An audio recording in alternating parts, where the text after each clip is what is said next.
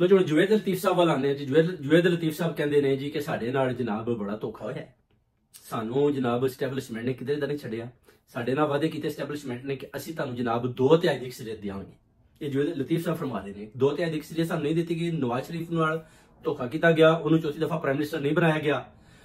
मगर मैं कहता कि तुसीं ये दसो कि मरीम नवाज जिहदे कोले कि 17 सीटां ने ते ओह अपना बनी फिरदी है वजीर आला, और तुहाडे प्राइम मिनिस्टर को किहड़ियां सीटां ने, उन्होंने प्राइम मिनिस्टर बना लिया। आसिफ अली जरदारी को किहड़ियां ने, ओह सदर बन गया। और नहीं मिलिया राणा सनाउल्लाह या जुवेद लतीफ, तुसीं दोवें हार गए ते तुहानू तुहाडे हत्थी कुछ नहीं आया, तुहानू उन्होंने नहीं जिताया, तो तुसीं इस वक्त हुण बकवासबंदी शुरू की है कि अपना जनाबे अली के सानू जी वो जी एस्टैबलिशमेंट ने साडे नाल जिहड़े वादे कीते वो पूरे नहीं कीते।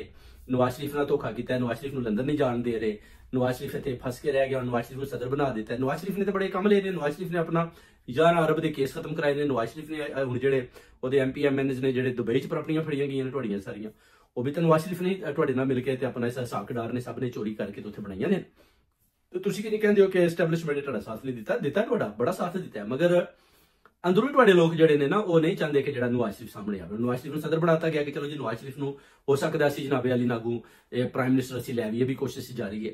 मगर जुवेद लतीफ साहब तुसीं तो कहो कि नवाज शरीफ ने बड़ा फायदा लिया, बहुत ज्यादा फायदा लिया, मरीम नवाज ने बहुत ज्यादा फायदा लिया, मगर तुहाडी लड़ाई जिहड़ी है सिर्फ और सिर्फ इको बंदे नाल, इमरान खान नाल। उधर जिहड़े अपना तुहाडे जनाब MQM वाले कहंदे जी मजाकरात नहीं साडे नाल जी, इमरान खान मजाकरात करन नूं तैयार नहीं। तुहाडे नाल इमरान खान क्यों मजाकरात क्यों करे, तुसीं पहले ते इहदा जवाब दिओ। वो कहंदा मैं तुहाडा पीछा करांगा, ये आंदे ने साडा मजाकरात कर लौंदा नहीं, मैं तुहाडा कबर तक पीछा करांगा। मैं तुहाडे नाल मैं मजाकरात नहीं करने, उन्होंने किते ना करने, उनसे करने, उनसे भी नहीं करने। वो कहंदे जी उनसे दा भी उन्होंने पता लग गया कि खान साहब क्या कबर तक पीछा करना है, ये हार चुके ने। मैं इन्हां नाल मजाकरात नहीं करांगा, मेरा मैंडेट चोरी होया, मेरी आवाम उत्ते मेरी पार्टी उत्ते जिहड़े इन्हां जुल्म कीते ने वो मैं इन्हां नूं नहीं माफ करांगा। खान अपनी गल ते डटिया पिया, ठीक है। हुण देखना है कि तुसीं ये किस तरह बचदे हो, तुसीं किस तरह जबरदस्ती मजाकरात करना चाहते हो। खान मजाकरात करन नूं तैयार नहीं, और तुसीं जिहड़े तुहानूं भंबड़ भूसे पे ने कि जनाब असीं हुण की करिए कि साडी खान को जान कि छुटे। राणा कहंदा खान बाहर आ गया ते जनाब साडी खैर ने सानूं ते जेलां च पा देना। वो जिस वेले एस्टैबलिशमेंट दसदे ना कि खान साहब नूं देख लो कि तुसीं साडे नाल सही ना टुरे, असीं खान बाहर खुला छड्ड देना, ते फिर ये जिहड़े ना दौड़ां लांदे इकट्ठे हो जांदे कि तुहानूं जप्फे मारदे, फिर कहंदे कि असीं जनाब जनरल आसम मुनीर साहब, फैसल नसीर सारियां नूं कहंदे कि असीं जनाब नदीम अंजम बाबर नूं कि असीं इकट्ठे हां ते खान ना कड्डिओ, जे खान निकल आया ते साडी है नहीं। खान दा ते इन्ना खौफ है ना तुहाडे ते, नींदरां नहीं आंदियां तुहानूं। मरियम नवाज चीखां मारदी, शहबाज शरीफ दवाइयां पांदा, जजां नूं कहंदा कि ये कालियां भेड़ां ने, वो कहंदे ने असीं काले भूंड हां। वो इंज दी भी जंग चल रही है, खौफ दा आलम है, और इन्हां दी हुकूमत जिहड़ी जांदी नजर आ रही है, क्योंकि महंगाई दा वो आलम है। देख लो तुहाडे सामने किन्ना इन्हां ने तंग कीता इस मलक रियाज नूं। मलक रियाज ने ठोक के जवाब दिता है बैरिया टोन ही खत्म हो जाएगा। ओवरसीज कम्युनिटी जिहड़ी है वो मेरे को घर ही नहीं खरीदेगी, जिन्हां खरीदे ने वो भी लत मार के नस जाणगे। मैं तो क्या वड़ गया, मैं तो वड़ गया, शेर अफजल मरवत ने क्या वड़ गया, ते भी वड़ गया नाल ही। तो वो कहंदा कि मैं वड़ना नहीं, मैं तुहाडियां जिहड़ियां ने मेरे कोले, मैं वीडियो तुहाडियां मेरे कोल ने जिहड़ियां तुसीं मेरे नाल कीतियां ने ना गेमां, वो सारी रिकॉर्डिंग है मेरे को, तो मैं तुहानूं किसी सूरत भी कामयाब नहीं होण देवांगा। अगर तुसीं मैनूं ज्यादा तंग कीता तो फिर मैं भेत खोलांगा। यानी ਉਹਦੇ ਕੋਲੋਂ ਉਹਨੇ डरे ने कि ਅਸੀਂ जनाब ਇਹ मलक रियाज नहीं काबू ਇਹਨਾਂ को आ रहा। ਉਹਨੂੰ ਕਹਿੰਦੇ ਜੀ ਅਸੀਂ ਬੜੇ ਤਗੜੇ ਆ, ਅਸੀਂ ਜੀ 4 ਡੰਡੇ ਮਾਰਨੇ ਤਾਂ ਬੰਦਾ ਸਿੱਧਾ ਹੋ ਜਾਂਦਾ। ਮਲਕ ਰਿਆਜ਼ ਕਹਿੰਦਾ ਕਿ ਆਓ ਫਿਰ ਮੈਨੂੰ ਸਿੱਧਾ ਕਰਕੇ ਦੱਸੋ। ਉਹਦੇ ਨੇੜੇ ਨਹੀਂ ਜਾ ਰਹੇ, ਉਹਨੂੰ ਦੂਰੋਂ ਦੂਰੋਂ ਕਹਿੰਦੇ ਕਿ ਨਹੀਂ मलक रियाज तू खान के खिलाफ बयान दे दे, खान के खिलाफ स्टेटमेंट दे दे। नहीं बोलता, उन्हें आख्या नहीं बोलांगा।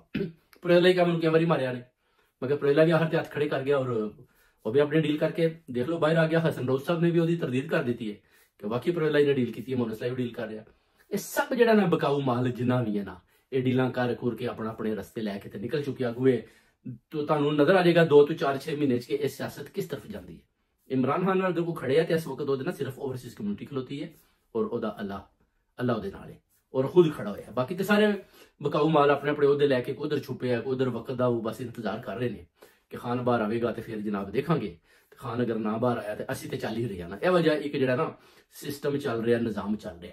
तो ये जिहड़े ने ना अपना जरनैल साहब जिन्हें भी ने इन्हां नूं चाहिदा कि जुवेद लतीफ नूं या उन्होंने मुसद्दक मलक नूं जिहड़ा कहंदा मजाकरात नहीं साडे नाल खान करदा, इन्हां नूं पुछना कि हाँ जी असीं जनाब तुहानूं नवाज शरीफ दे भी केस खत्म कीते, मरियम दे भी असीं सारे चोरी डाकियां दे खत्म कीते, हमजा दे भी कीते, ਉਹਦੇ ਬੱਚਿਆਂ ਦੇ भी कीते।